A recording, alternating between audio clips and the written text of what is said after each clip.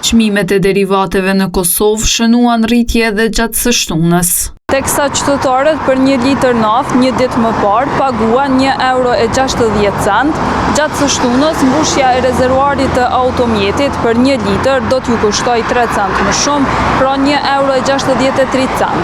Sipas vendimit të Ministrisë së Industrisë, edhe benzina gjatë së shtunës do të kushtoj 2 cent më shumë, pra €1.45 për litër. Kjo rritje e pandërprerje e çmimeve po pritet me shqetësim nga qytetarët, për të cilët kostoja e jetesës po bëhet gjithnjë e më e papërballueshme.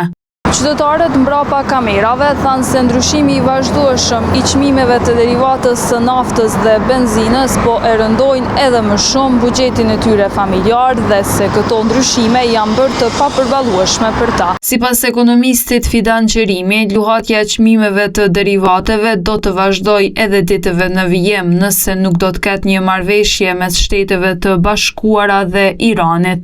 Bizneset kosovare që janë furnizuar me një çmim më të lartë, do thotë nuk i shesin ato me çmim më të ulët për të pas humbje me produktet e tyne.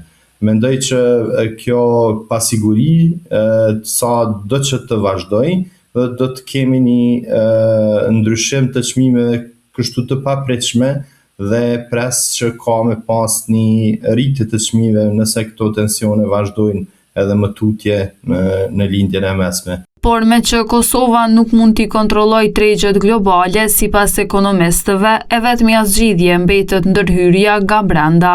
Institucionet e Republikës Kosovës posa të formohen të ballafaqohen me situatat e tilla që t'i dalin në ndihmë qytetarët e Republikës Kosovës, sepse është jashtëzakonisht sfiduese një situatë e tillë e cila kërkon nga qytetarët e Republikës Kosovës të sakrifikojnë shumë të mëdha apo të ndojnë shumë të mëdha për derivate dhe kjo sigurisht që ngritja e çmimeve ndikon edhe në koston e jetesës së tyre, ndikon gjithashtu edhe në rritjen e shpenzimeve të biznesit dhe sigurisht që është lajm jo i mirë sepse në 2 apo 3 ditët e fundit ka vetëm ngritje.